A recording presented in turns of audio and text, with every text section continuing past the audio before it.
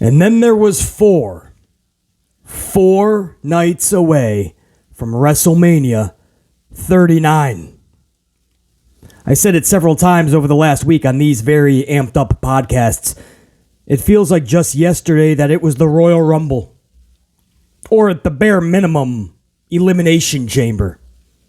And the Chamber was actually a month and a half ago, roughly. Seems like yesterday. Time is flying, and here we are. WrestleMania is in 4 nights. And in 5 nights, April 2nd, Sunday night, Cody Rhodes goes for the titles against Roman Reigns. There's only one thing left to do. I think we all know what that is. Finish the story. Now, that started out as part of a storyline, right? Finish the story, but it became a reality. You have to now finish the story. The Beast has been fed so much that now it is time to get what is his, and that is Cody Rhodes capturing the championships. This thing has gotten a little bit out of hand, where at first it started out as a push. Okay, the machine is going to get behind Cody. There'll be resistance. There'll be some fight back. But that's not what happened. The Beast kept getting bigger. The bigger he got, the more the machine had to feed it. The audience then started feeding it, and now Cody Rhodes is on top of the wrestling world. Look at the reactions that he's getting. Listen to the reactions he's getting. For BC, I know he has added a pulse to the red brand. Monday Night Raw was pretty damn boring for years. When Edge is on, a little bit of a lifeline for sure. And a few other scenarios here and there. Bray Wyatt gets BC to the edge of his seat. No matter if you like Supernatural or not, at least it's entertainment for BC on an otherwise dreadful 3 hours. I mean, that's how it's been for the better part of 10 years. And then Cody Rhodes came around, and Cody Rhodes, man, there's this different energy when he comes out. There's a different feel to the program. And you just know you're watching something special. And as time went on, you just see how the crowd is reacting. It doesn't matter the age. It could be the little kid front row who's getting the weight belt, or his parent who's screaming just as loud next to him. Cody Rhodes has become the top guy in pro wrestling. Now, of course, there's the minority, right? And they're very vocal on the online machine, and they might try to trash Cody Rhodes. They don't like Cody Rhodes. They say he's garbage. They say he's horrible.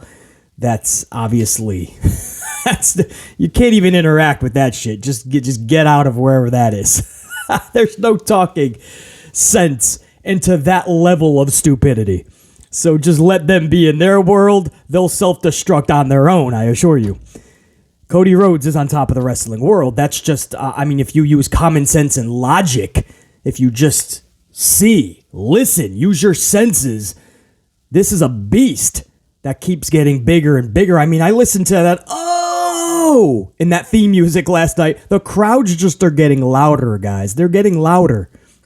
Every time it comes to that song, that part of it, they get louder by the show, by the week. There's only one thing left to do, right? Finish the story. It's amazing how WrestleMania seems to have these big moments. The wrestling gods seem to all come aligned for WrestleMania. I think back of Shawn Michaels and the Boyhood Dream when he was winning the title over Bret Hart. It was like that all led up to that moment. That had to happen. And it all happened so perfectly. It's crazy to even think how perfectly everything happened to get to that point. Daniel Bryan, WrestleMania 30, man, everything happened. All the stars aligned. All the ducks were in a row at the right times. Everybody was in the right place at the right time. It was perfection, leading to what happened at WrestleMania 30 with Daniel Bryan. Kofi Mania came out of nowhere. Ali gets injured. Kofi has the gauntlet match of a lifetime. And all of a sudden, Kofi Mania, that had to happen that year. And this is just one of those things where you have to now put the period, the exclamation point on this whole thing. You have to finish the story. Could you guys imagine?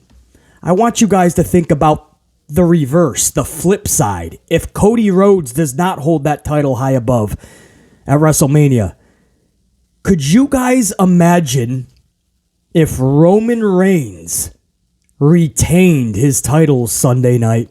Could you imagine if Cody Rhodes did not finish the story? Could you imagine if Roman Reigns defeats Cody Rhodes at WrestleMania? There's this word going around that he's close to 1,000 days of being champion. 1,000 days. That might be good in a book somewhere 50 years from now. But this story is bigger than a number of days that a title has been held. This is bigger than that. But could you imagine if Roman Reigns retains that title on Sunday night? About that, because it's a very real possibility. I just don't see how that can happen. 1,000 days sounds nice. That does not trump the journey that Cody is on right now. Cody is he's becoming larger than life in an era where it's really hard to become larger than life. There's only a few individuals you could even say that are today larger than life. Cody Rhodes is on his way of becoming that. The beast just keeps getting bigger and bigger, and he's on top of the wrestling world. And I can't help but think of that EVP back in All Elite Wrestling, Cody Rhodes, starting this promotion with his buddies, as it's been deemed. And then he says, you know what? The locker room's changing. It's not that family vibe anymore. I'm not really feeling this. I have unfinished business. And he and Brandy say, we're out of here. And Cody gambles on himself again, goes to WWE, and everything has happened. Everything that has happened has just been good, great, perfect, flawless. All of those words could be used and should be used to describe Cody Rhodes' journey since he has come back to WWE, or should I say since he's left as Stardust 7 years ago, 8 years ago, whatever it is now. Ever since he left as Stardust, everything this dude has done has been flawless and perfect. If this was a game of chess, he would be undefeated. Nobody could take him out.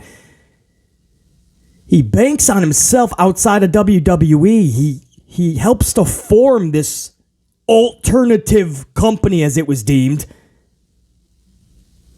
He leaves as an executive vice president, and he's about to conquer the tribal chief who has been champion for years.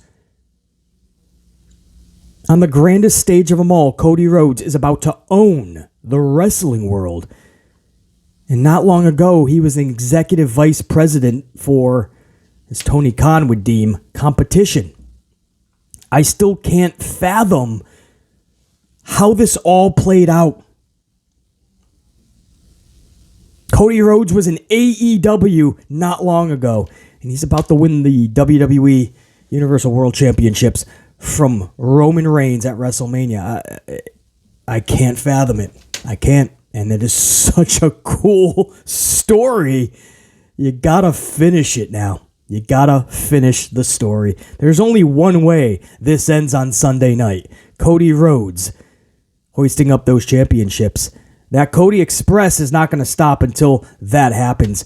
He is becoming larger than life. He's already on top of the wrestling world.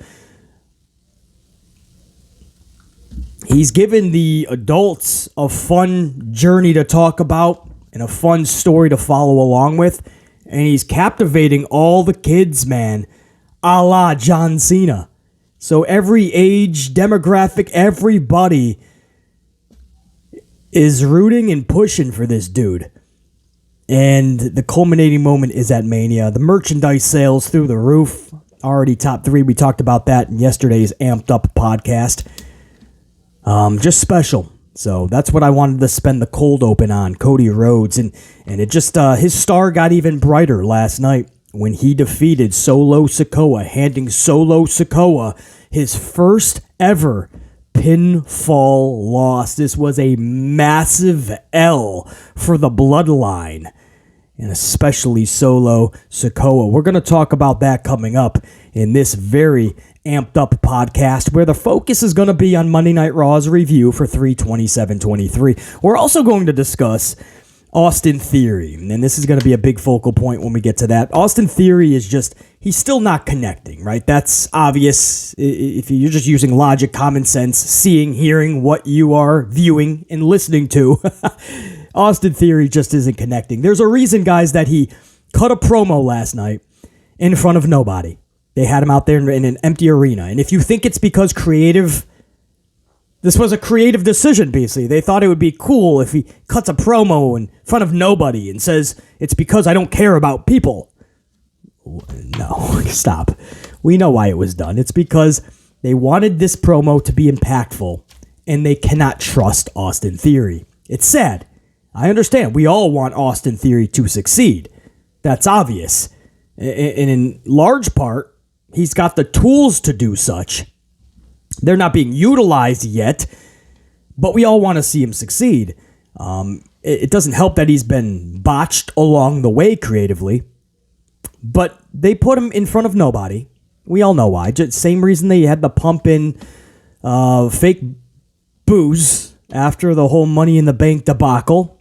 I don't want to go over that again, but that's why they pumped in the booze. That's why in the weeks following, especially when he had to do the excuse as to why he cashed in during an open challenge on a Monday Night Raw to the U.S. Championship.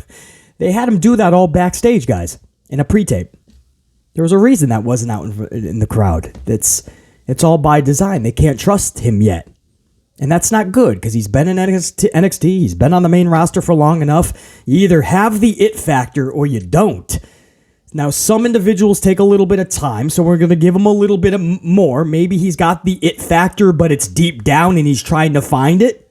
We hope he does. And then last night, there he is in an empty arena because they know this is an important promo and he can't fuck it up. They didn't want the audience whatting him. They didn't want him to lose his train of thought. And he's out there cutting Jalen Hurst for the Philadelphia Eagles, their quarterback. Jalen Hurst says, I had a purpose before anybody had an opinion. This dude's out there regurgitating Jalen Hurst's quotes. I had a purpose before anybody had an opinion. I'm like, what are you doing? That's Jalen's line, bro. You can't jack that. And there it's Vince McMahon deemed him. Vince McMahon deemed him the future, right? Which is ironic because he calls himself the now. But Vince McMahon deemed him the future, right? He was the chosen one. And we all want him to be a part of the future, a big part of it, right? Because again, we like Theory. We want to see him succeed. He's got the look. We get it. But Vince McMahon deemed him the future. The problem is we're not seeing it yet. We're just not. John Cena said it best, and I'm surprised that he actually did this, but John Cena is so good at ripping people apart that I don't think he knows how badly he is ripping these individuals apart verbally when he's cutting promos on them. Or he knows and he's just digging deep because he knows he's the shit, he's the best. But John Cena just rips people apart on the microphone.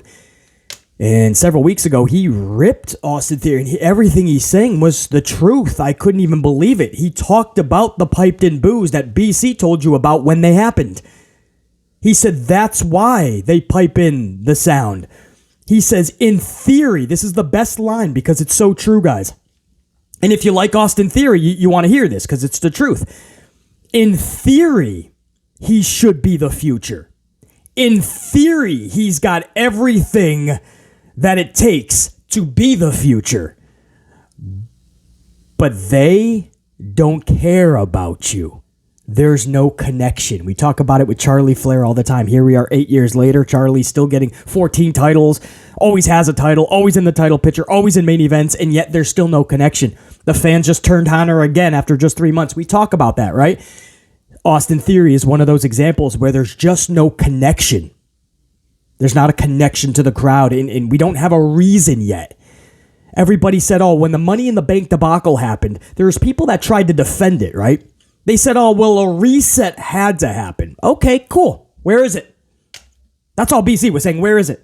Well, it's right there, baby. But basically, he put the phone down. Okay, what else? He put a black jacket on. Okay, what else? That's it.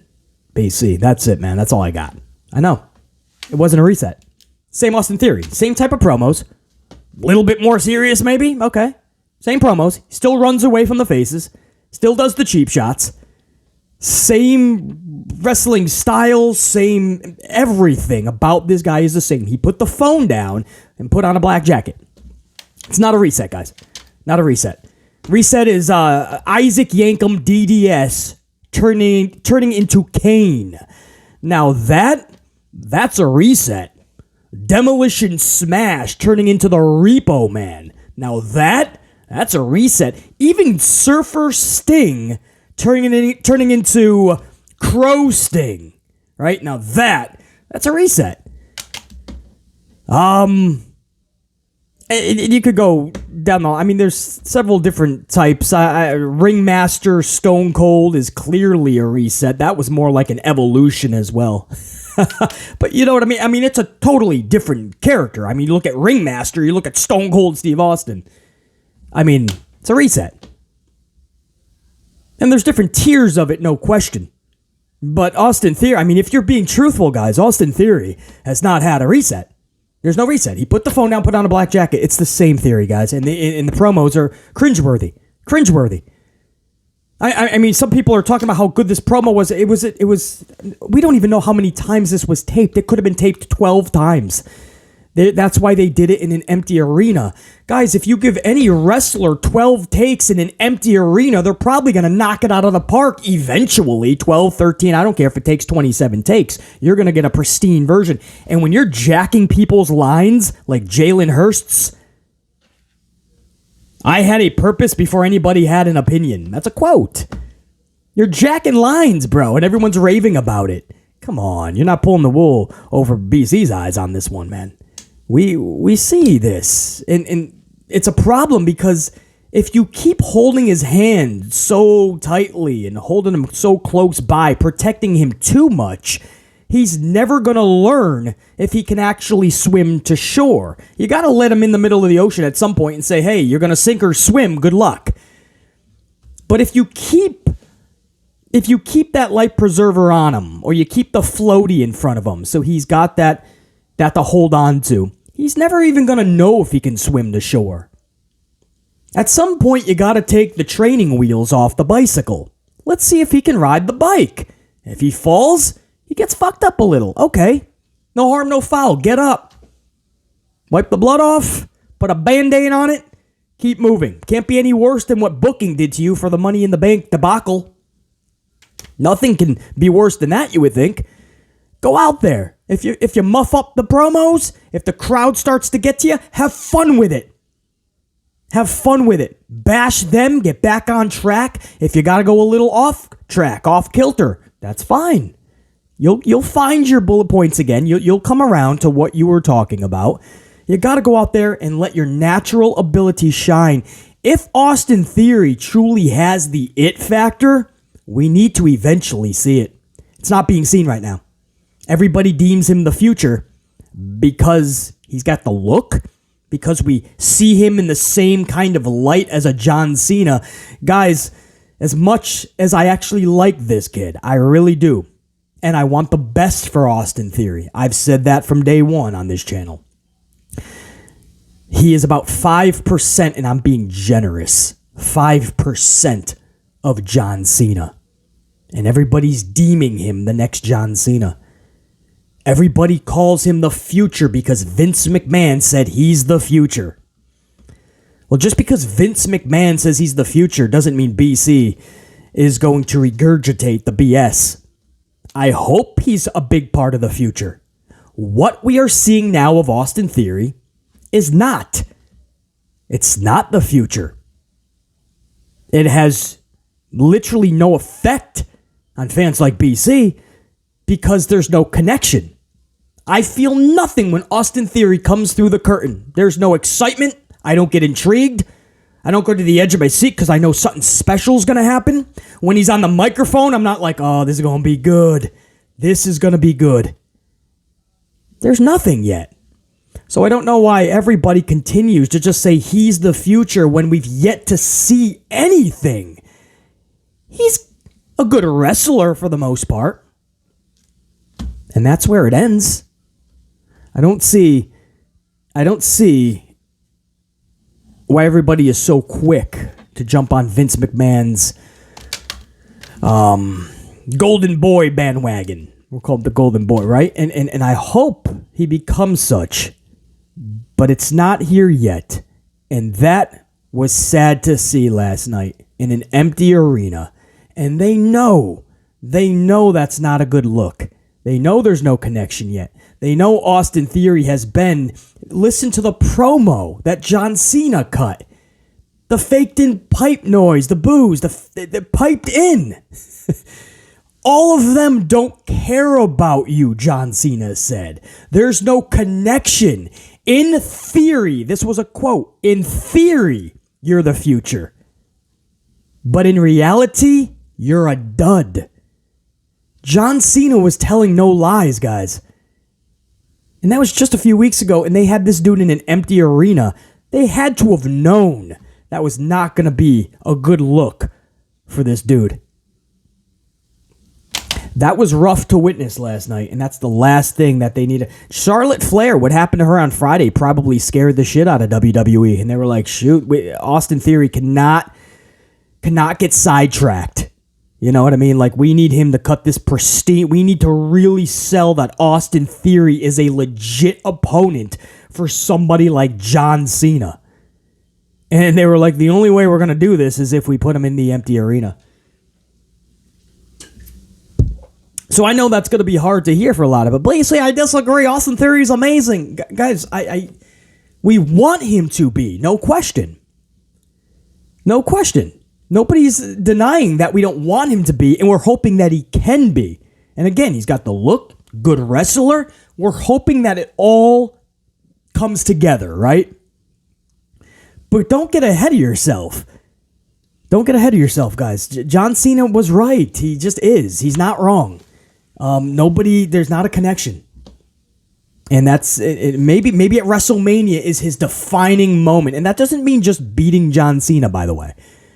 But, like, something clicks in everybody, even BC, right? And we're like, all right, that's the... It's not just about, like, how many stars is Meltzer going to give the match, and then all of a sudden we become connected to Austin Theory, right? Wow, him and Cena tore the house down. You still got to carry that. So, hopefully Mania changes that. Last night was another rough installment of Austin Theory Live. And lastly, before we get to the actual review, that's right, this was the BC's still cold opening here, man. Omos and Brock Lesnar in a weigh-in. That's exactly what we all want on the go-home show to WrestleMania, right? 2 weeks ago, you had the hug. Right, it's all about the big moments. 2 weeks ago was the hug heard around the world. Last week was the punch heard around the world. And this week, the weigh-in heard around the world. Said nobody ever. Let's get to this review, guys. Salute to everybody. Thanks for stopping by to the Amped Up podcast and listening. BC taking about an hour of your day at least, probably, right? Smash that up if you don't mind. Give that like button a Batista bomb today. If we can all do the same maneuver, we're all going to do the Batista bomb finisher. Usually I say do your favorite move to that like button. Give it a Batista bomb today. So when you smash it, you just delivered a Batista bomb. We're going to have the biggest Batista bomb rally in the wrestling community today.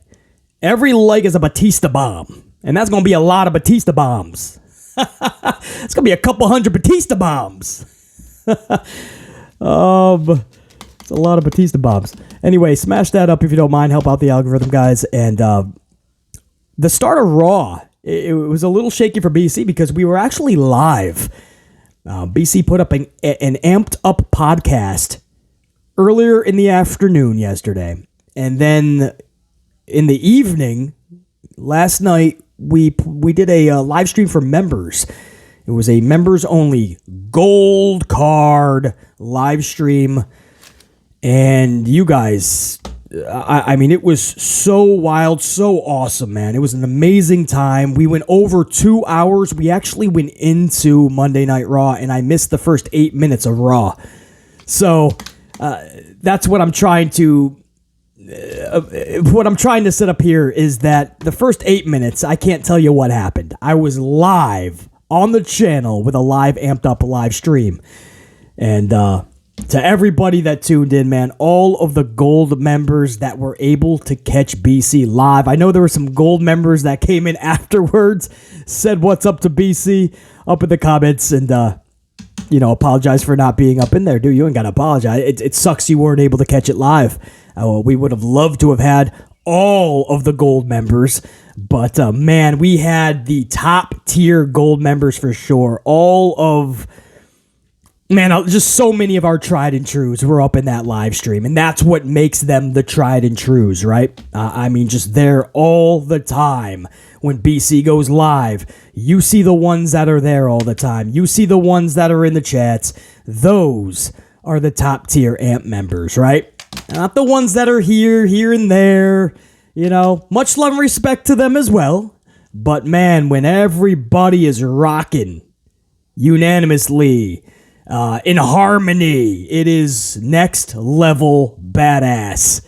And that's what we were doing last night, man. Everybody was rocking in that live stream to the point where we went in to Monday Night Raw's first hour. It was about 7 minutes before Raw. I had 15 super chats left. I was like, oh shit, I better kick this into high gear. Somehow I only missed 8 minutes of Raw. I have no fucking idea how. But so, gold members, thank you for an awesome stream last night. That was so much fun. And if you don't mind, I'm going to give you guys a roll call at the end of this review, man. Just to show another level of respect to my gold team, my channel members. I got to give you guys another roll call. That was so badass last night. And to my entire red team, even if you're not a channel member, if you guys tuned into the stream, even though you weren't able to chat, man, if you just smashed that up, and enjoyed the stream, thank you guys so much. To my red team. Red team, go! You guys rock, man. And that's enough. Let's start this review finally. Miz TV is going to kick us off with the ever so beautiful Trish Stratus and Lita, even at their age, showing you that age, when it comes to Trish and Lita, they age like fine wine. They're still ever so beautiful. They were with Becky Lynch last night, and they were on Miz TV, and it wasn't long before Damage Control came down. And when BC finally caught the segment 8 minutes into Raw, they were all face-to-face screaming at one another. And I gotta tell you, man, Damage Control, Bayley, so much amplification. Becky Lynch retaliated with so much amplification. It was really well done, what I saw. No physicality, but very passionate, man. Like they were selling you on how much this 6-woman exhibition match at Mania, how it truly much means to them. So it's so BC, man. I just clicked onto USA Network. I just did a 2-hour plus live stream. I click onto the USA Network, and they are just selling BC hook, line, sinker. I was like, all right, let's do this. I was already into the match at Mania because it's Lita and Trish Stratus wrestling at WrestleMania 39 in 2023. Sign me up for that. Thank you. And then when you make it even more like, you give it layers and you add more passion and amplification, I'm there for it, man. So congratulations to all ladies for selling BC even more than he already was. And then Becky Lynch took on Io Sky for the first match of the night. This was just under 15 minutes, guys. And it was good. I mean, I know you think Becky Lynch, Io Sky, of course it was good, BC. But, I mean, it was fun, man. Little biased because I'm a big Io Shirai fan. But even if I wasn't a little biased, it was still a really good, fun match. The crowd chanting, "This is awesome." for a straight-up women's match, guys. No gimmicks, just two good wrestlers given actual time. For the females, that doesn't always happen. Is it a coincidence that Ronda Rousey calls out WWE and their lack of time given to the women's matches recently? And then we hear WWE is pissed off at Ronda Rousey? And here we are 24 hours later and we get a kick-ass 15-minute women's match. Is that a coincidence? I think this was I told you guys, from what I was hearing, is WWE was pissed off at what Ronda Rousey said about the women not getting time. And here Triple H is like, we're going to shut you up right now, right off the bat, man. We're going to start off with a heated promo with these 6 ladies. Then we're going to go into a 15-minute matchup.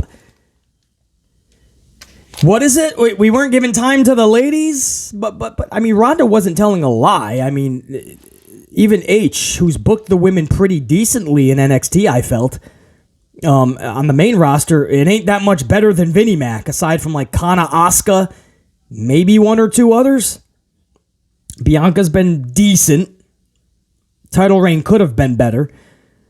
But I don't know if that's a coincidence, man. That was like they were trying to show everybody. We're going to put that to bed right now about not giving women enough time. Becky ends up defeating Io via the manhandle slam. You got to say it like that, man. The manhandle slam.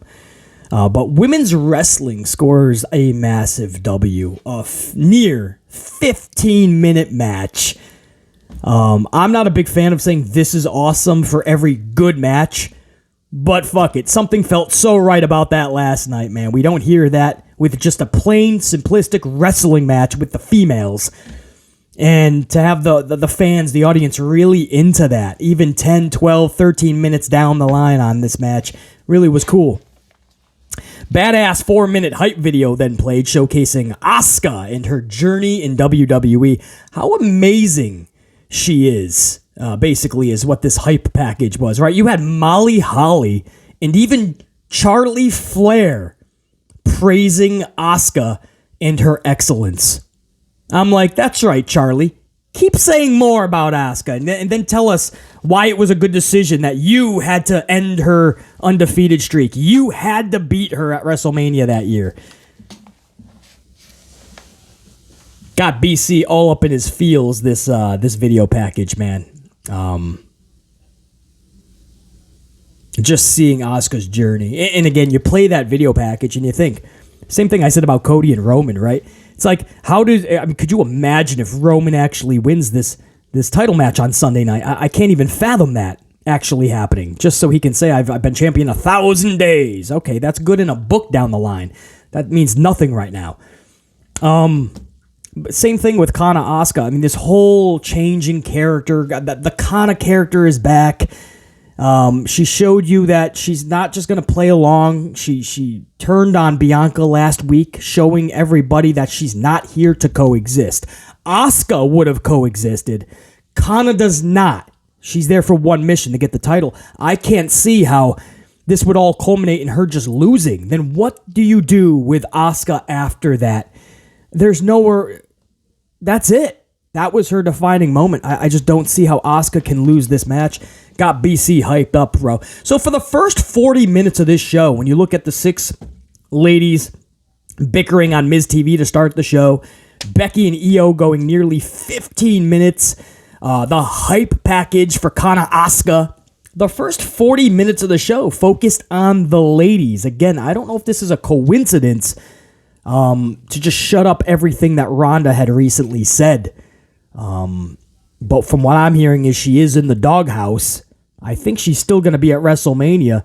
It'll be interesting to see how Ronda's booked going forward. I don't see how they can lose that 8-woman tag match. If you're going to make something out of Ronda and Shayna, unless they're really in the doghouse, like to the point where they're not going to have them win that match.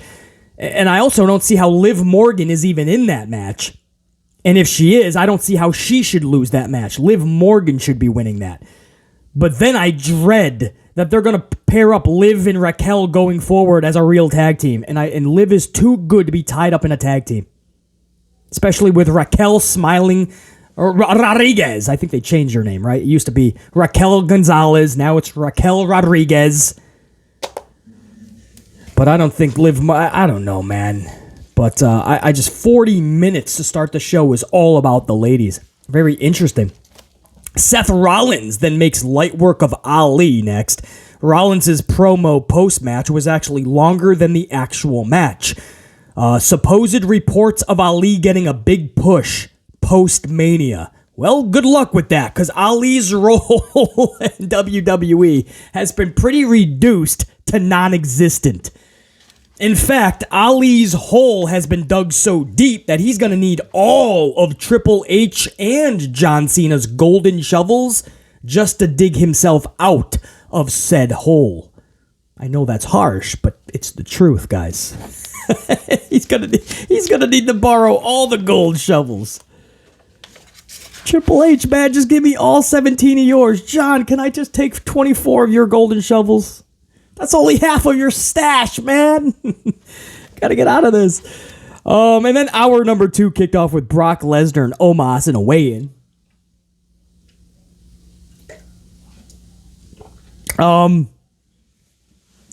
Brock Lesnar just charges at Omos. Full disclosure, I had to take I had to do a little business side venture at the beginning of this weigh-in, so I can't tell you the first couple minutes maybe. The entrances I definitely did not catch. When I was done with this little business side venture, I got my notes back in order, and I'm looking at the screen. I see Brock Lesnar charge at Omos. This dude, he charges, he tries to take him out. He charges again, he tries to take him out. And then he falls. I mean, this is why I love Brock Lesnar. He gives everything. He doesn't need to, guys. He doesn't. He's part-timer. He's got his money. He knows it. He doesn't have to give 110%. He could give 70 and he's still going to get paid and still get the big contracts because he's Brock freaking Lesnar. But everybody was talking about the botch 2 weeks ago when Omos went to put him over the rope. But Brock didn't just want to do the thing where you put your back on the rope and you just kind of go over and you land on your feet. Lesnar likes to literally go belly first and just fly over the top rope like a tank just hit him and he catapulted over the top rope. Lesnar loves to sell. He loves it. He loves to get fucked up, and he loves to, if you're going to hit him with steps, hit him in the fucking head. Just right on. If you're going to go into the post, forehead first. Not like Goldberg, who's going to knock himself out. But Brock loves to sell. It's like the opposite of Nia Jax, Charlie Flair, Thunder Rosa, right? They all hate to sell. Brock loves to sell. And so that botch, I didn't put too much stock into it because I know what Brock was trying to do. He wanted to go belly first so he could really fly out of the ring, and Omos was just trying to go back, send him back first. But the point is, here you had Lesnar going so full throttle. Lesnar was he was so amplified. He fell, man. He just falls on his knees, gets right back up like a trooper, like a warrior, and he charges at Omos again with the weigh-in. What do you call it? The scale. Thank you. The tall scale. He goes to charge at Omos with the scale, and Omos just kicked literally the bottom of his boot, hit Brock Lesnar square on, just like that. He fucking smashed Brock Lesnar in his face. Omos's boot just drills Lesnar. Lesnar goes right out, man. He's like holding himself up on the barricade, looking in there like, fuck, that was a boot. And then Lesnar's like, all right, that's it. I had my fun. I tested the waters. I'm going home now. It was actually funny. Here's my take on this, guys. I understand. I understand that they're building Omos to be a beast here because Brock has to win this match. I mean, Omos is not beating Brock Lesnar. Stop. Brock Lesnar was just in main events with Roman Reigns. Brock Lesnar is the guy who ended the WrestleMania undefeated streak of The Undertaker. He cannot be the guy who also loses to Omos. So I understand you want to build Omos, and Lesnar's doing really everything he can to try to make Omos seem and feel like a real giant that would cause destruction in pro wrestling, more specifically WWE. The problem, guys, is that this should have been done before we got to Brock and Omos. That's why a lot of fans are not connected to this story or this match. Hope that makes sense. That's why BC is not. We know how Omos has been booked for 2 straight years, right? Starting in this weird tag team with AJ Styles and there was no reason to care about Omos while they were in a tag team. And I felt bad for AJ Styles that he even had to hold the hand of Omos. And Vince just wanted AJ to kind of show him the ropes a little bit. Go to towns and just make sure Omos doesn't fuck up. So I understand. It sucks that AJ had to draw the short straw. And then when he was on his own or with MVP. And by the way, Cedric and the Hurt Business trooping behind Omos too in this segment. So it doesn't look like Lashley will be a part of that. Omos would be the new person in it, I guess. I don't know. Bootleg version, negative 2.0 of Hurt Business. But anyway, back to Omos. On his own, or with MVP, or as the new leader of Hurt Business, there's no reason to care about the dude. Because his booking has not given you a reason to.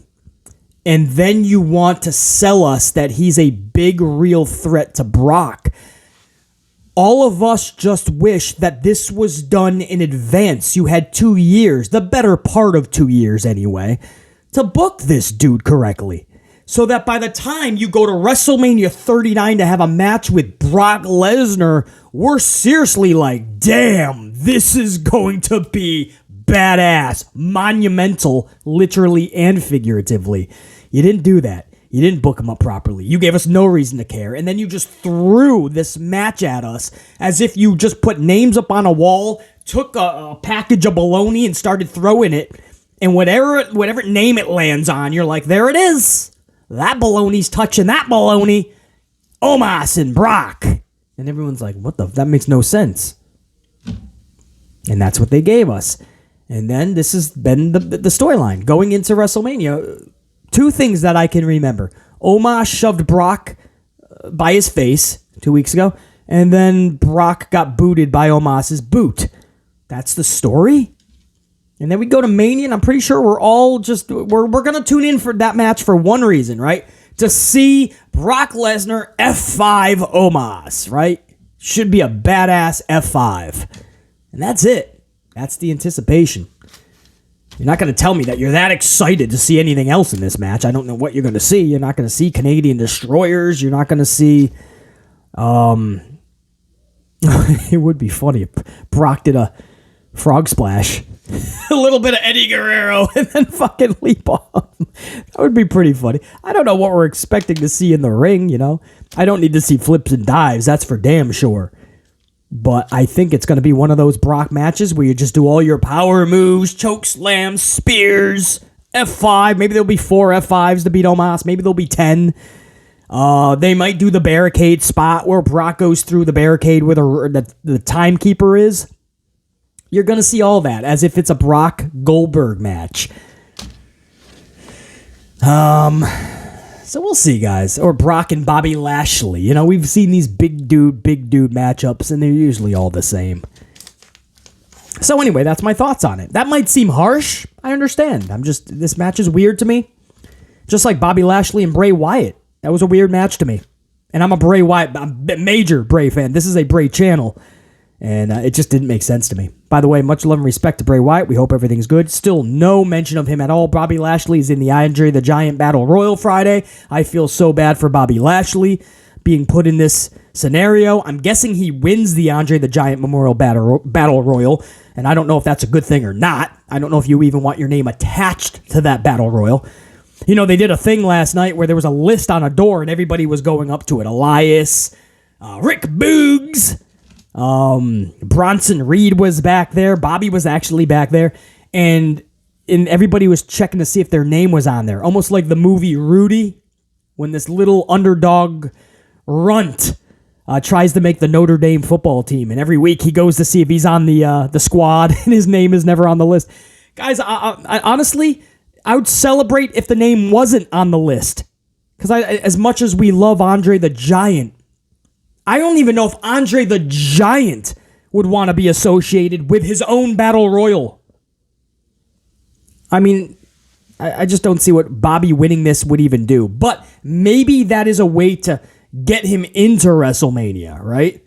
He wins the Battle Royal, and then he's like, I should have a spot at Mania. And maybe Adam Pearce feeds him LA Knight, because LA Knight is still trying to get a match because it's LA, and LA cannot have a Mania unless LA Knight is at WrestleMania. So maybe that's what happens. I don't know, man. I still think, hey, Stone Cold show up and have him do something with LA Knight. That'd be fun, man. And let him rock the mic for a little bit, right? I want to see 5 minutes of what? Yeah, what? Yeah. It would pop BC, man. That would be so much fun. Anyway, guys, that's the deal on the weigh-in segment. I don't know. That's one of the duds of WrestleMania, but we'll see. Maybe it will be a big moment and Omos gets F5'd and it'll be a highlight for a lifetime. Charlotte Flair, 4-minute hype package is next. Nauseating. Nothing more I can say. Why is I can see Kana Asuka, right? She's never had a big moment on WrestleMania. She's never even won a WrestleMania match. And all the years she's been there. And this is a culminating moment. And Asuka and Bianca were not on the show last night. So, okay, you want to pump up Asuka. So you have a video package. I'm cool with that. And Bianca Belair had one later in the night. Bianca Belair, a hype-up video package. Pretty cool. I get it. They're not there. They have a big title match. Why is Charlie getting one? She's the fucking title holder. Rhea Ripley didn't even have one. Rhea Ripley cut a quick 2-minute backstage promo on Charlotte. Charlotte got a 3.5-minute hype package? As if we don't know to a nauseating extent her whole highlights? Her entire career has been one highlight after the other. That's what happens when the machine backs you full throttle and refuses to take their foot off the gas. Even when the fans are saying, please, please take your foot off the gas. Please stop. You're causing one accident after the other. She gets a video package. Nauseating. I'm just going to leave it at that. I've said enough about Charlie Flair in the past fucking 3 podcasts alone. It's becoming nauseating even talking about it. And then we got Finn Balor hyping up his Hell in a Cell match with Edge. Pretty badass, man. He was basically transitioning into the Demon. So WWE, man, the production in WWE, as Balor is delivering this promo, he's like, half of him is turning into like the Demon. It's as he kept talking too. It was just good. It was really good. You got to see that shit. It's given us a tease of what he's deprived us of for so long. Like 2 years we haven't seen the Demon. And it's just odd timing, you know? He's a heel now. He's finding his confidence in Judgment Day. And now we're seeing the Demon. For 2 years, guys, it wasn't just Vince's decision. Finn Balor has said many times it was his decision not to bring the Demon back because he didn't want to rest on it. He didn't want the Demon as a crutch. And then you finally find yourself in Judgment Day, and you're finally getting your groove. You got confidence. You're a heel, by the way, again. And now all of a sudden the Demon comes back. It's going to be really hard not to cheer for the Demon. Damien Priest has nothing for WrestleMania. He's the only guy. You got Rey Mysterio versus Dominik in a huge match, one of the best storylines in all of wrestling. Finn Balor's in a Hell in a Cell match. Rhea Ripley is going for gold. And Damien Priest has nothing. That's kind of sad. So I expect Damien Priest to play a big role inside the Hell in a Cell match. And maybe even Dom's match. There's still a big way you can utilize Damien Priest. But if it is in the Hell in a Cell match, then the reports we're hearing could be indeed true. Gangrel from the old Brood group, Edge, Gangrel, Christian, Gangrel could show up and maybe even the odds. That would be interesting.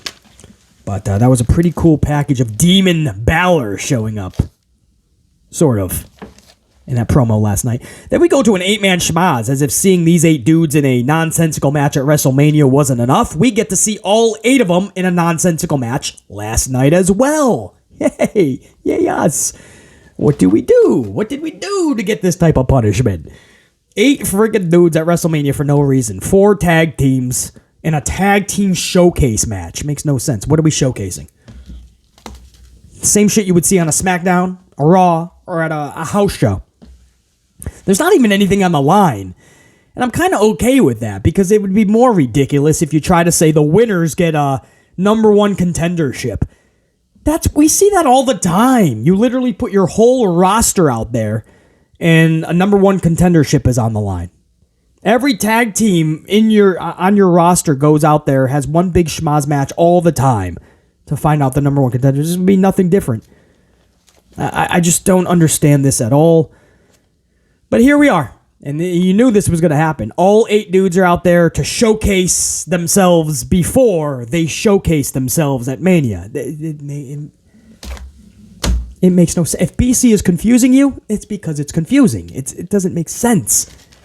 It's certainly not entertaining.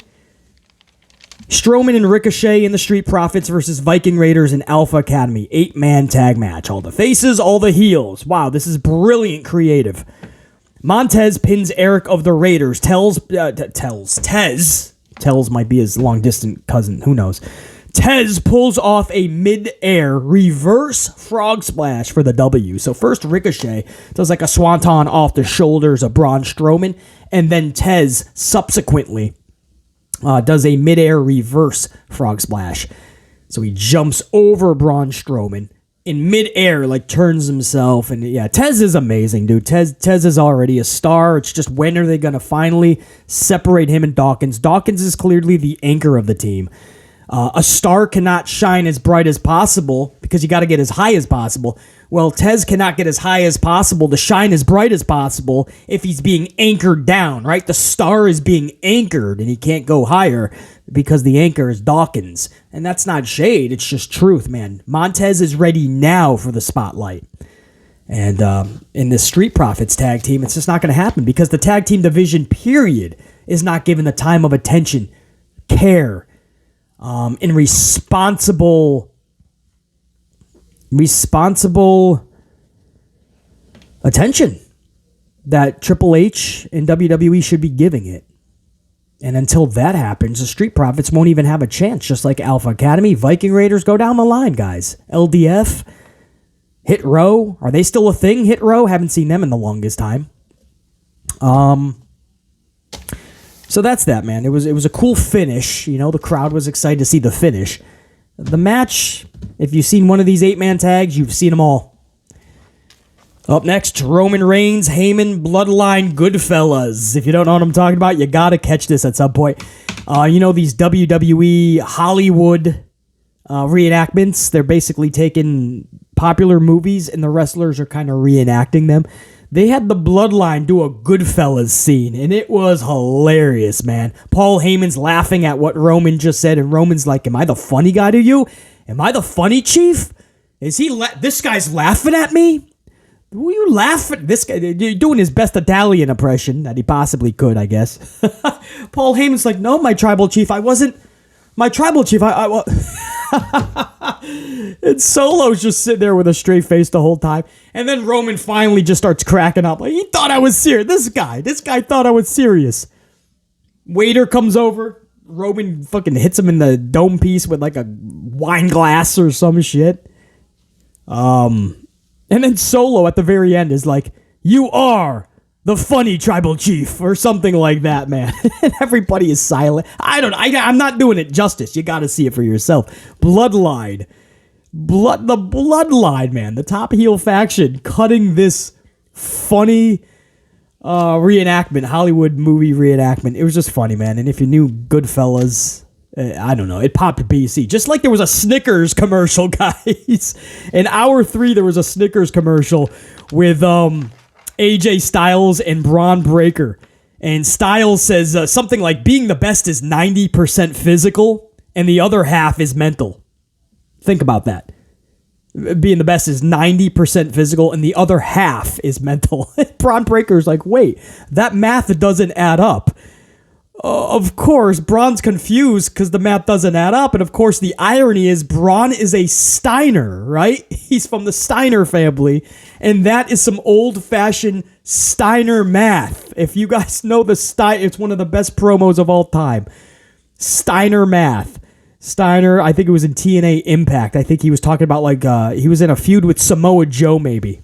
And he's like, if you have a 33.5% chance of winning, but you take away the 12% because there's no chance that you can actually beat me, so it becomes 6% on top of the 18. I don't even know what he was saying. It was the best promo, the funniest ever that BC has ever come across.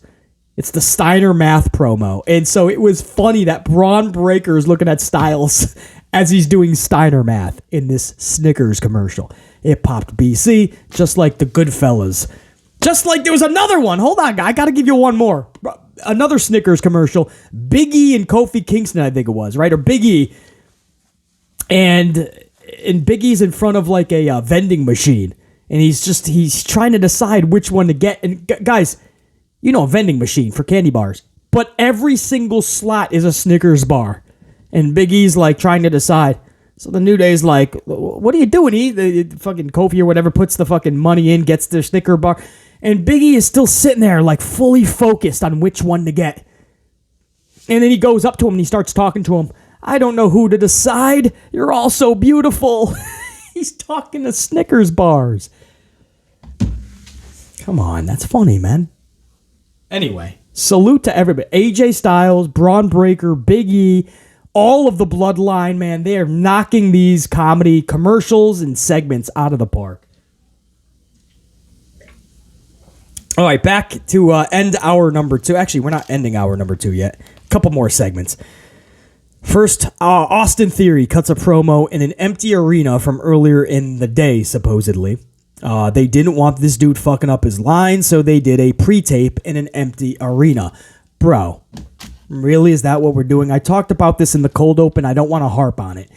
But once he was really hurt badly from that whole Money in the Bank debacle, and he was hurt badly from it, and fans were arguing with one another, he needed a reset. Okay, but that's not even a reset. Yes, it is. And here we are months later, and there's still no connection, to the point where a few weeks ago, John Cena had to pretty much expose him and say there's no connection.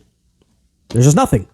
In theory, you are the future. In theory, you should be. In theory, it looks anyway like you're the future, but there's just one problem. You're not, because they don't care about you. There's zero connection. Basically saying you're a bootleg me, and I'll go even further. He's 5% of John Cena right now. If he is the future, and I hope he is, like Vince McMahon has claimed, BC's not jumping on that he's the future bandwagon. He's got to show me more. There's got to be a connection. Big time. And he's going to have to cut these type of promos that he cut last night. He's got to do it in a full arena. He has to do it with no... He's got to do it without any fear of messing up. There can't be any hesitation. There can't be any worry. There has to be full confidence. And if he screws up, he's got to be able to handle it in real time in front of a crowd. There's none of this going back to the Thunderdome BS. You know what I mean? It was real easy when they were doing this in the Thunderdome. And they rested on all of the Thunderdome tricks for Austin Theory so far. Everything. They're pulling out all the tricks. The piped-in crowd noise for Austin Theory. Cutting promos in an empty arena. Everything to try to force the illusion that he's the future. Because he's got the look. He can wrestle pretty decently. You got to check off every other box. They're doing all the illusions, guys. BC caught that. Everything they're doing is to try to force us to believe he's the future. Not so fast. He's gonna have to show us that it factor. He's gonna have to crush promos in front of the live crowd, captivate us with his words, captivate us right when he comes out the curtain. No piped in booze, the real shit. This was embarrassing. This was really hard to watch. Austin Theory, when creative, WWE has to know that he's on thin ice ever since the debacle, and especially since John Cena exposed him and said nobody cares about him, and says that WWE production is doing all the bells and whistles to make him look like a star, but he's not. And that was just a few weeks ago. So they knew he was on thin ice, and they put him in an empty arena so he could not fuck up his lines. That was so embarrassing. Everybody deems him the future. BC says, not so fast. He's going to have to earn that from BC Amplified. He's going to have to earn that from the BC channel, and he's going to have to earn that from my Amplified unit. Especially my gold card members, my channel members, that next tier. We are not easily pleased with BS. You earn that shit. You earn that recognition. You earn the title of being the future. You're not just going to get it because Vince McMahon said so and you do all the cool bells and whistles. Not going to happen. Not in this unit, this part of the community. No. We're going to call that out, and you're going to do it the right way, and there's going to be a real connection. No ifs, ands, or buts about it. Again, I covered this a little bit in the cold open as well. I don't want to harp on it. I want the best for Austin Theory, so I'm just going to leave it at that. And I hope they cut the shit, Tony. I hope they cut this out. Sink or swim. If he's truly going to be the future like Vince McMahon claims, and other schmucks are already deeming him, then he's going to have to earn it. Sink or swim. If he's not, isn't it better to find out now before it's too late? Because otherwise you have a Charlie Flair situation where you push him for 8 years in a row, and 8 years from now, we're in the same position. Piped in noise, no connection, nobody cares. They're wutting him in his promo 60 seconds into it, even when he's a face. They're booing him out of the building. It's going to be a Charlie Flair situation all over again. We're going to be pushing a dude for years that has no connection. Hour number 2 ends with a women's qualifying match for the women's showcase match at Mania. So this is for the women's 8-man/woman tag. I'd love it if, well, they wouldn't do it. BC would lose this match on purpose. I would love it if they just pulled a Gail Kim. You guys remember when Gail Kim left WWE? She was in a battle royal and she just left the ring. She's like, fuck this. I'm out. This is stupid. I'm too good for this. They don't. What are we doing? Gail Kim just literally eliminated herself from a battle royal, guys. BC would just lose this on purpose. So I don't even want to be. I would love to be at WrestleMania. I don't want to be a part of something like a pity party.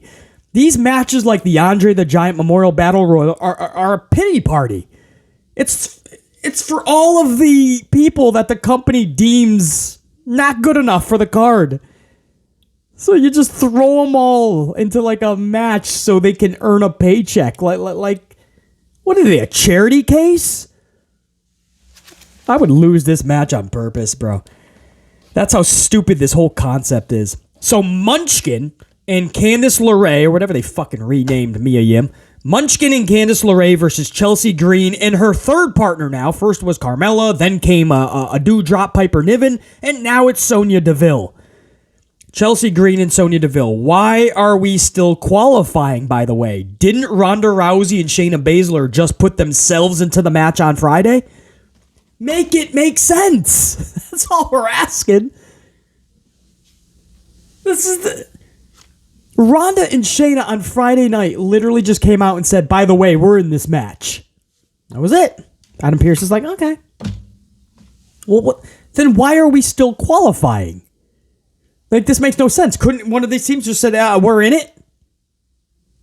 That's how I'm asking. And it's not being harsh on this, guys. I'm just literally asking, right?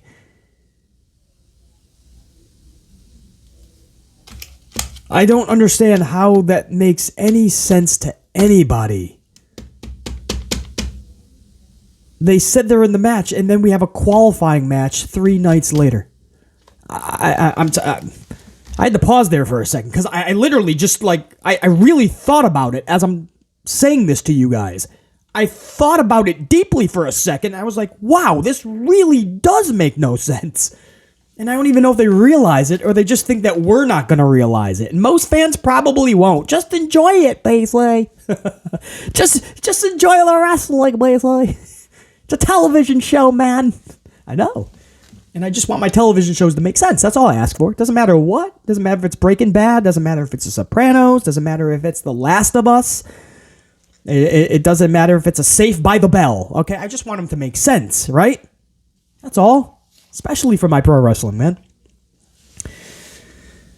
Too much to ask these days, evidently. Anyway, okay, so they're going to have to qualify. This match was barely 3 minutes. Green picks up the W. I'm still not sure what LeRae is doing on this. And by the way, congratulations to Chelsea Green and Sonya Deville. Go have your match at Mania. I don't know if that's a good thing or not. I don't know if that's something you actually wanted or not. But you're going to be in the shmoz match.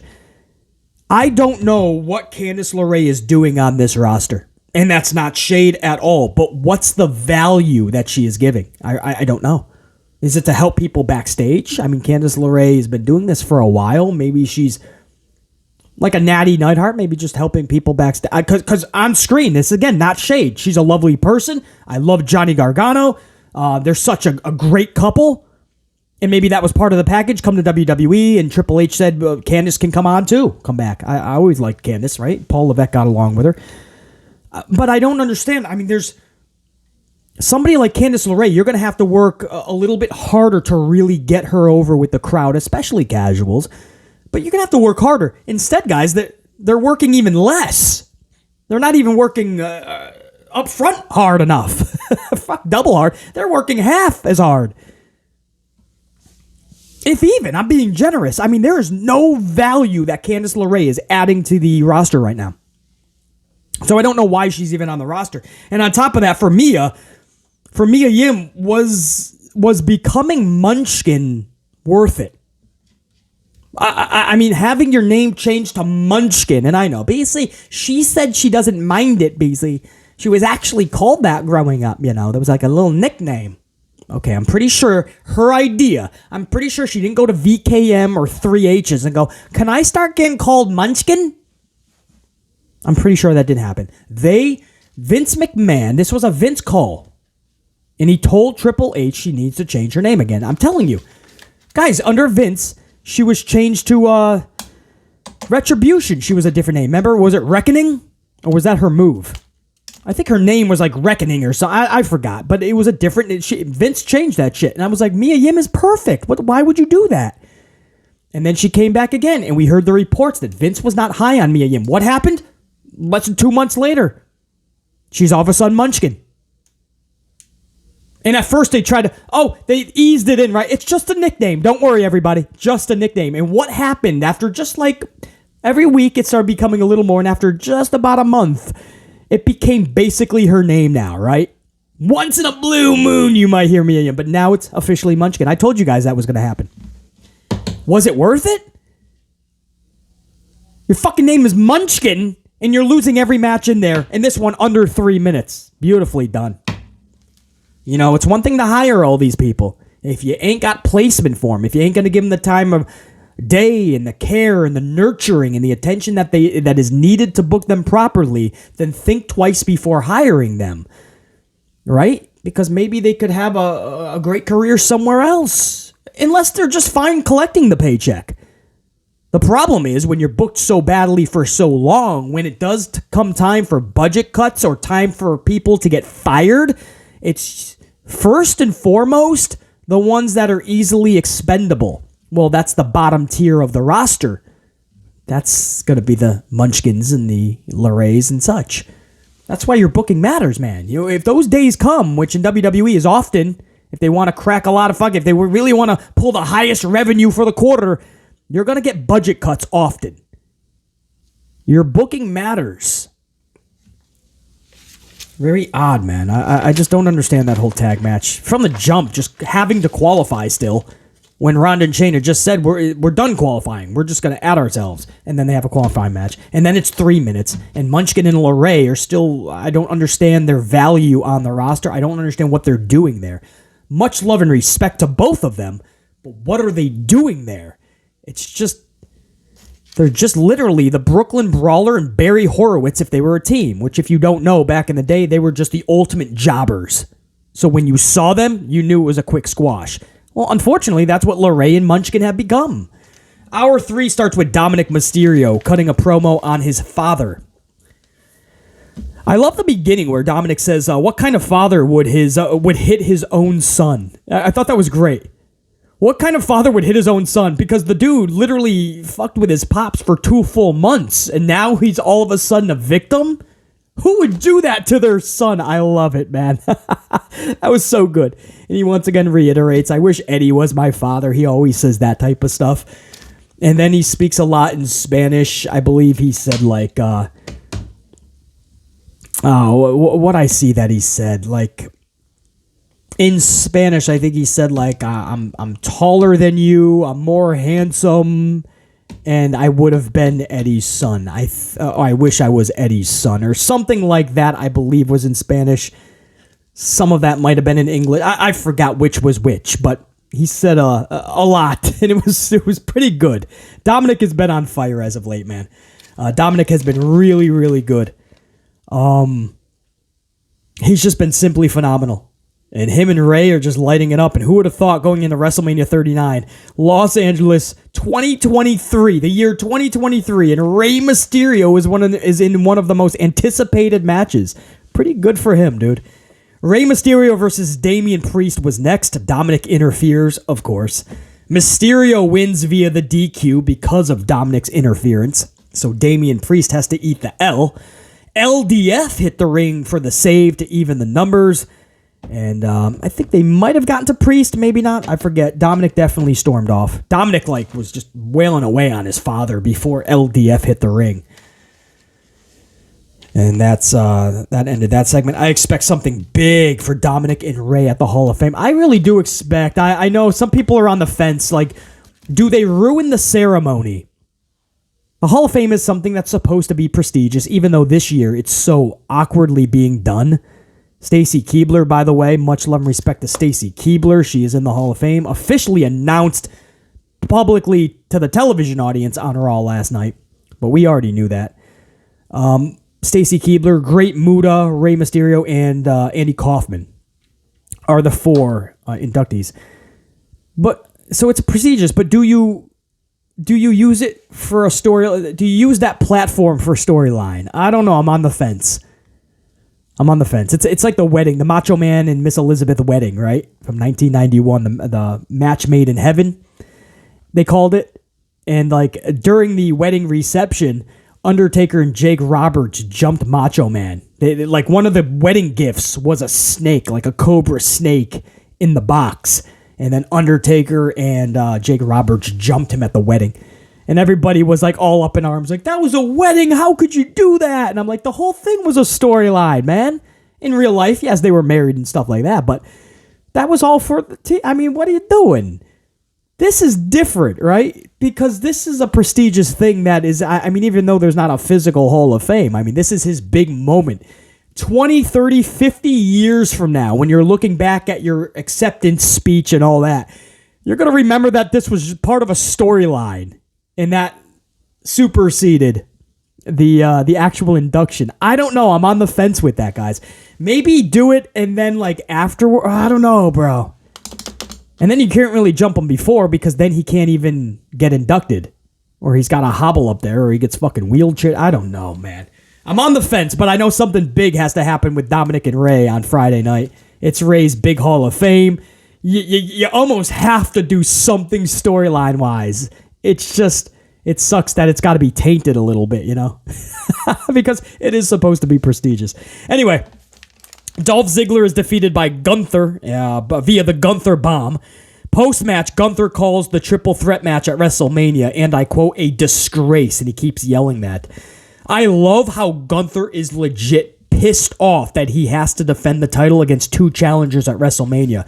He deems it not honorable. He deems it not prestigious. And it goes with his character. He's all about the honor. He really does feel like he can beat you, and he's going to do it fair and square, and he's going to shut you up, and he's on to the next. And I love what he did with Adam Pearce on Friday night. At the contract signing, he didn't care about Sheamus. He didn't care about Drew, who were both out there. He was looking right at Pearce and says, justify this. Justify it. Justify. He's screaming at Pearce to justify why he has 2 challengers. Not that he thinks he can't beat them, but he doesn't feel that it's honorable. He should have 1 challenger at Mania, and I totally am fucking with this dude on that. That's how exactly it should be. So then you had last night, he's calling it a disgrace. I love it. It's believable, right? If you're Gunther, somebody like Gunther with that character, and you're told you have to take on 2 challengers just because we couldn't come up with a number 1 contender, you would act that way. I love it, man. So believable, so real. Again, Dolph Ziggler, totally tooled on. At this point, maybe Ziggler's just collecting checks. He's got a comedy career he wants to do post-WWE. He's already doing it right now. Because other than that, I don't see how Dolph Ziggler can be okay with this type of booking. I mean, Dolph is still so good. And it's so sad that we're wasting years of Dolph Ziggler like this. I'm not saying he should be beating Gunther, but just being booked the way he is, it's very odd to BC, man. If I'm a promoter and I have Dolph Ziggler in my company, Dolph Ziggler is going to be a top star. I'll make sure of it. Awkward, man. You know, it's funny. We're trying to push so hard. People like Austin Theory, who there's still no real connection yet. Not with the majority of the crowd, anyway. And there's dudes like Dolph Ziggler who could still rock, and for many years could, with the right contract. And if you actually, if you not just invested in him, but you showed him, that you give a shit about him, he'd stick around. If you showed him proper care. If you, what's the word that I want? If you value, there you go. If you value Dolph Ziggler, you have a really good wrestler for the next several years. It's so amazing that they try to push people that there's just no connection. And there's people there that have already shown you they can connect, and you just don't even give them the time of day. It's so odd. Even AJ Styles' booking the last couple of years before he got injured, pathetic. AJ Styles is one of the best wrestlers in the world. Pathetic how he has been booked. He's better than just to hold the hand of Omos. Very odd. Main event, Cody Rhodes versus Solo Sikoa. Both dudes are undefeated in terms of pinfall losses. So this was massive, man. And we knew it had to be done. There was no way Cody could lose. It was just going to be a big moment if they actually did this and actually had Solo pinned. Could you imagine? But that's what happened. The finish was awkward. It's almost like they had no plan and were just stalling until it was time for the Usos to hit the ring. If you guys watched it, you know what I'm talking about. Very odd. You don't see this often. They literally looked befuddled. They didn't know what to do for a few minutes before the Usos came out. So we're getting Cody cutters. We're getting crossroads. In fact, Cody hits a crossroads and just sits upright for 10 seconds, guys, before covering Solo. It was so weird. Sometimes you see that, if a wrestler's been rocked, but they're able to, out of nowhere, hit their move. And they're still kind of rocked, so it takes them a long time to make the cover, and that's how the dude that just took the finisher is able to kick out because so much time transpired before the actual pinfall. I get that. But if you saw this, Crossroads was hit. Cody had all the momentum. And he just is sitting up. And he's just looking around. And I'm like, he's right. Cover him. BC is yelling at this point. Cover the sumbitch. I didn't understand what was. I'm literally yelling, cover the bitch ass. He's right next to you. And Cody's just staring at the crowd. I like that shirt, man. When did they put my shirt out on that color? I didn't know I was out in white. Finally, he covers him, and Solo's able to put his foot on the rope. But that's what I mean. It just felt like they were stalling, and it was weird. You never see that with Cody matches, for sure. But you never see that in wrestling matches, period. I mean, I've seen botches. I've seen people just not working right. I've seen people sandbag, not want to sell. I've seen just really bad matches. People that don't know what they're doing. I've seen stalling. It was weird to have a Cody match with Solo the last couple minutes. I don't mean to harp on it, but it took me out of the finish big time. Big time. Usos finally do hit the ring. Solo hits a super kick, Samoan drop combo. So a super kick from the distraction of the Usos, followed by a Samoan drop. And honestly, BC thought that Cody's undefeated streak was over. BC was yelling at the screen again. No!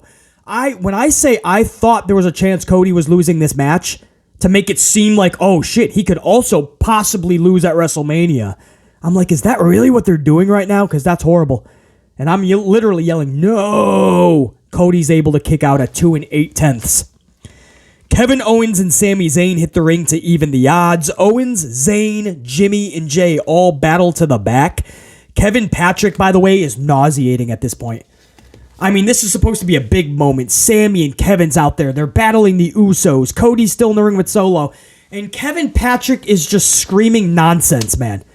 I can't believe it! It's Kevin Owens! It's Sami Zayn! They're battling! Corey, they're battling! To the back is Zayn and Owens! And he's just yelling shit in like, the way that he yells is in like spurts. I can't describe it. It's Sami Zayn! It's Owens! Usos, Owens, Zayn! He just yells it. He just yells in spurts. Battling to the back, Corey! Can't believe it! It's Cass and Phoenix, Corey! And I'm like, shut up, just shut him up. Corey, just shut him up then. It is sad that the soundtrack that we had, like the Gorilla Monsoons, the Lord Alfred Hayeses, even Vince McMahon was it when he was on headset. To the Jim Rosses. And this is today's generation soundtrack. Like this is what they're growing up on. He's such a good dude, guys. And he's really good as a backstage reporter, interviewer. Really good. This commentary thing, I think we're all, because he's such a good guy, I think we're trying to just deal with it. Some people are even going, well, he is getting better. No, we're just starting to deal with it better. He's not getting better. It's really bad, man. And you really notice it at moments like that, where you just remember, like you just know how Jim Ross would call it, or a Monsoon, even a Bobby Heenan, who's a heel fucking broadcast. You just know how even Vince, Michael Cole is 87,000% better than this shit. Like you really just, Michael Cole would have called the finish of that better. Man, it just took me out of it. I had to suspend it. That's got to change eventually, man. Kevin Patrick is not the deal. And for years, that role has been unfulfilled in the right way. It has not been filled in the right way. I'll put it that way. Adnan Virk, Kevin Patrick, there was another dude too, Jim Smith. There's been 3 dudes in the last several years, and none of them work. They all suck. Anyway, they battle to the back. Cody is left in the ring, hits a second crossroads, and pins Solo Sikoa. Solo Sikoa gets his first pinfall loss of his career. The Bloodline's tribal chief Roman Reigns probably not too happy. Post-match, Cody is screaming at Mr. Heyman, as he calls him, to tell his tribal bitch that he's next at Mania. Same fate. Paul Heyman is talking into his phone, who we can only assume is to the tribal chief himself. But Paul Heyman is talking into his phone. It was great to see Paul Heyman on his phone at ringside. Anyone that remembers Paul E. Dangerously will appreciate that. My OGs know what I'm talking about. Paulie Dangerously was Paul Heyman's character way back decades ago in WCW, and he used to carry a massive big Zach Morris phone. If you ever seen Saved by the Bell, you know what I'm talking about. But a big, huge phone, cordless phone, and they were huge back in the day, and that was his gimmick. He would bring the phone to the ring. Few people used to get smashed over the dome piece with the phone. But watching Heyman on the phone, I couldn't help but think, man, that would have been so cool if he was talking on that big-ass phone from the 80s and 90s, bro. Yeah, Roman! This is what makes BC pop, man. I couldn't help but think, man, why isn't that the old Paulie Dangerously phone? And we go off the air with Heyman talking to Roman with a slight smirk, like, yeah, he lost, but this dude is amped up to the point where he could make a mistake at Mania. I don't know, man. Cody's on cloud 9 right now. I don't know what Paul Heyman was smirking about. He just took out your right-hand man, Solo Sikoa. This dude's on a roll. He's got momentum to take him through cloud 9. I don't know what Paul Heyman's talking about with Roman, but maybe they got some type of scheme and plan. Could you imagine? I started this podcast off, this review, here on this amped up for Tuesday, March 28th. I started this whole thing off asking a question. Could you imagine if they actually went Roman Reigns walking out of 39, still champion of the world? Could you imagine? Is that why Paul is smirking? There is a plan, and that is the spoiler. Man, I just can't fathom it. Unreal. What I would like to do now, that's it. That's the review, guys. Much love and appreciation. Thank you for sticking with BC for nearly an hour and a half up front. Another amped up podcast is coming your way tomorrow and all through the week, man. It's going to be a massive week here on the channel. WrestleMania is upon us. There's no time for days off or no content being brought out to you guys. No.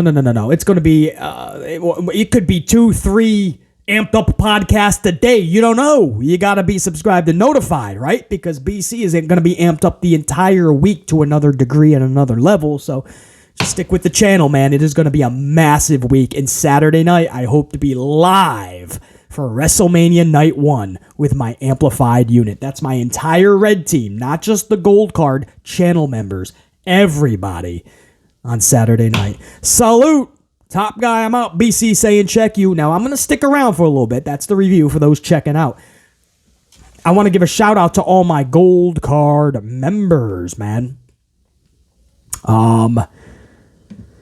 Give me a second so I can get... This is an up-to-date list. The cool thing about the tube is every hour they update the list, so if people have to jump off the membership for a month, and a lot of people have to jump off for a month, they come back the next month. But it's always up to date, newest channel members. And I want to give a big shout out, starting with JR9 Game, and a lot of these amp unit members, these gold carders, man, were live with BC for that wild stream last night, going right into I was competing with Raw for a moment there. So much love to all the gold card members, and if you weren't able to catch it live, everyone who caught it afterwards, man, you guys are the freaking best, and I really do mean that. I got to give you a big salute before I do this roll call. Salute JR9 Gaming, first ever channel member, man. Gold status, JR9. We rocked it last night, man. Also Anthony Boley. Thanks for the coffees last night, man. Not needed, Anthony. That was badass. I appreciate that.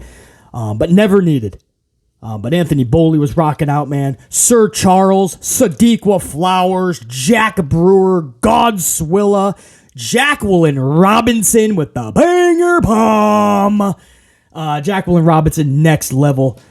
So appreciate that big time. Jacqueline Robinson was just huge on that stream last night in showing another level of support. Ray Foreman, Kim T, Dante Jaron 23, A. Merrick, James Miller, Eric Leno, D. Carre, Cy Parker, CJ White. I saw that you missed it live, but you caught it afterwards, CJ. Much love and respect. I appreciate that, bro. PB Silly Pride. PB, you weren't in there, bro. I don't think. I didn't see you up there. Sam Byers. Sam Byers ended up coming up later. Ash Steggles was rocking out with us, man. The first super, by the way, too. Made BC have to give out a, oh, hell yeah. Ash Steggles. DJ is a prodigy was up in there. Carlos Ray. We have, oh, yes, it was indeed Pimp Jesus. Pimp Jesus was up in there. Janelle Layton, Batty Banks, Trina Scott, Alicia Vukovic, Raymond Karan, Nessie Sunflower, Discovery Metal Legion, Santivia Major was up in there. Jared Kelly. James Shrimp Fajitas. Much love and respect. Keep rocking, brother. James was definitely up in there. Rocking out with us. G, a.k.a. True Life to God. K. Doherty. Christopher Blackshear. Network Guy Dave. Eric Decker. Jay. Dwayne Piazza. Quentin Gilbert. Pile Driver Finisher. Savage, 1024, The Punisher, Brand Q featuring Quincy, Rachel Rocca showing that love last night as well, Mr. Big 200, Titan Poetic Chef, Smokey, Eric Newton, Jamal Straken, Venus Soldier 92, Robert Hurt, Snake Venom, Silver Black 31, Jimmy Fingers 19. Rocking with us, man. Good to see you up in there, Jimmy Fingers 19. Sterling Range, Ozzy Edwards, Clutch City Fan, Taryn Dawn, Jane Donnelly, Jane, Buggy, Unique Butterfly, Ray Hunt, Kevin Johnston, Sabres News Consolidated, The Up Channel, Colin, Blitz 2K5, Dave Mealy, A Flock of Morons, Angel Alega was rocking with us, Renee G, Big Nang, Hot Topics, Jason Martinez, Richard Rodriguez, Ron C23, Mardo May, Kevin MD, Ty Drew, Richard Wade, Neon Firefly, Thurston Patchulek, Chaos CAK, Redhead Kingpin, Carlton Bartley, John Gray, Cosmic Fool, Ryan Matina, Nah, I'm Good, Jimmy J145, Reese Money, D Stands Alone, Brian Robinson, Dino, Winbrook 11, DC Lanier, Ash Sims, Daniel Pinson, AWS Promotions, Soldierman 1984, Jay Khan, Lee Laws, Muhammad Isa, Willard Bayless, Sean, Freestylers Inc. Podcasting, Deontay Thomas, Patrick Charles, new, once again, channel member as of last night, Sheriff Rivers. So that's the updated list. All apologies if I missed a name or two. It's a long list. There's a possibility I may have missed a name or two. You'll always be in the next roll call, hopefully. Not a good possibility or chance that I miss it twice in a row. But sometimes I miss a name. But much love and respect to all my gold card members. I can't tell you how awesome and fun that stream was last night. And many more of those to come. Saturday night's the next one with the entire unit, though. So that's going to be a blast. That's what I got for you guys. Thank you for chilling with BC for the last hour and a half on this podcast. We're going to have another amped up tomorrow. And again, maybe even later today or tonight, if need be. Even if it's only audio format only, wherever I am out in the world. If need be, that's what we will do. Top guy, I'm out. Think, be, live amped always. And until next time, stay amped. BC saying check you.